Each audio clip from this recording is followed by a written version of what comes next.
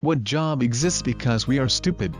I had a temp job in a posh department store a few years ago. The escalator going down from floor 2 to floor 1 had to be taken out to be replaced, which took a month. Despite the many notices and the signs directing people to the lifts and stairs, a member of staff had to stand at the top of the closed escalator just to direct the public to the lifts and stairs. It broke people's brains, and it was worrying to see how many tried to get past the barriers, or got pissed and shouty because there was no escalator. Like, holy shit, how did people cope before moving stairs were invented?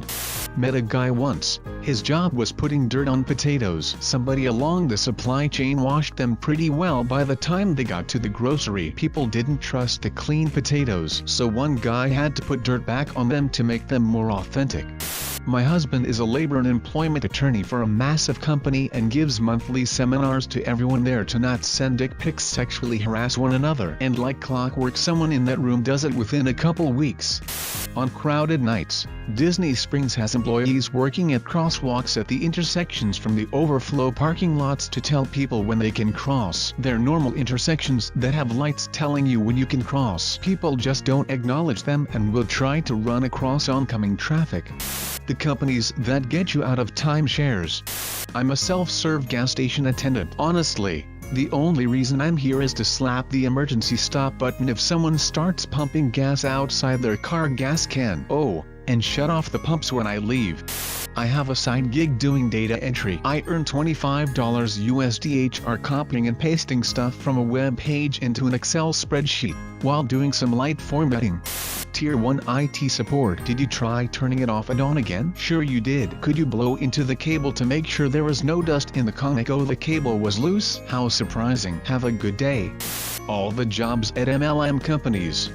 Traffic police in Baltimore. I was there this summer and the gridlock was atrocious. People push their way into the intersection, the light turns red, and they are stuck there until the light is about to turn red in the opposite direction, at which point those people pushed their way into the intersection and the cycle perpetuates. During rush hour, they have police standing in the intersections, not to direct traffic, though, simply to hold their hand up when the light turns red so that people don't push their way into the intersection. Basically, a human has to stand in traffic for hours just to tell the drivers what the lights mean. It was unbelievable. Psychic detectives. Because why trust a professional detective to be intuitive? At my university we have a person whose job is to stand by the garbage area and make sure people dispose of their trash appropriately. Meth lab cleaners. It's pretty sad to see how much this industry is growing in Australia. Safety manager here. A big portion of my job is saying stuff like, please don't smoke near this flammable liquid, or other things most of us take for granted that people already know. Litter control personnel for public parks and beaches. Bouncers at bars and clubs. Drunk people can be the biggest idiots, and you need someone there that can handle them so they don't ruin other people's good time. Gossip column journalists and paparazzi.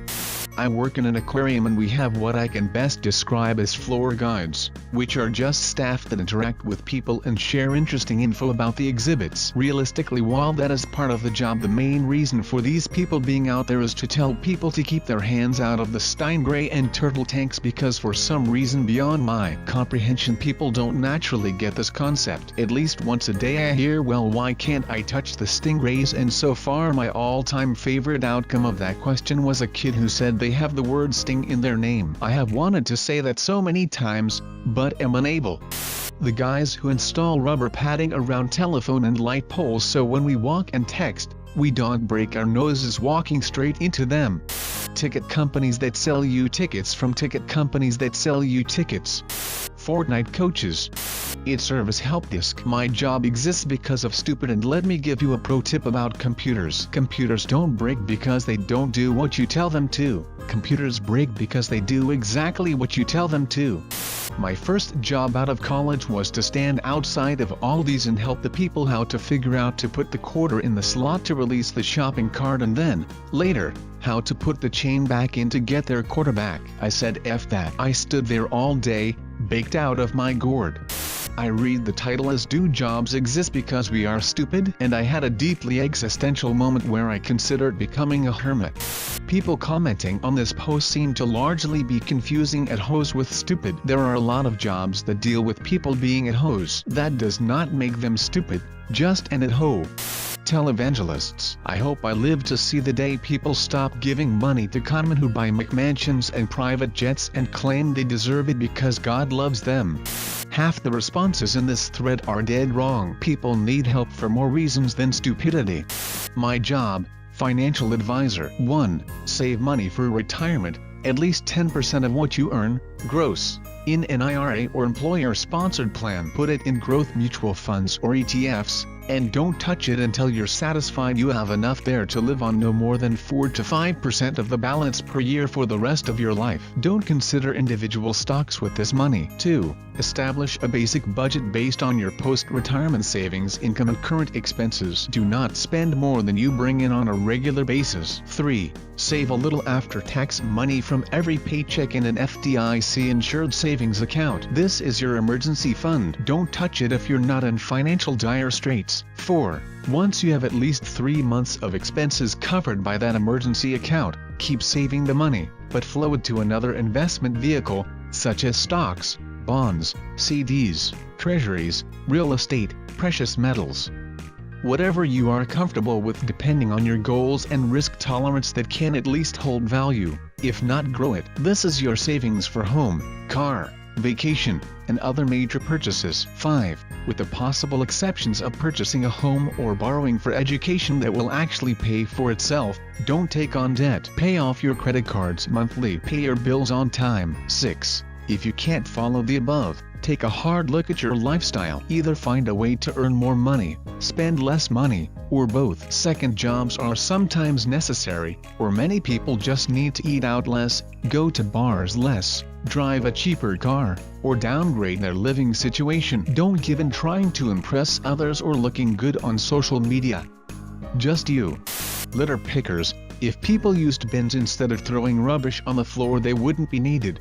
In Great America there was a whole campaign where designers, marketers, PR staff, mascots and whatnot were organized to create a bear with a hat, to teach people not to set fire to forests. People often give the US Coast Guard a lot of crap for being the Coast Guard, but they deal with some of the most dangerous specimen on the planet, stupid drunks with boats. Attorney.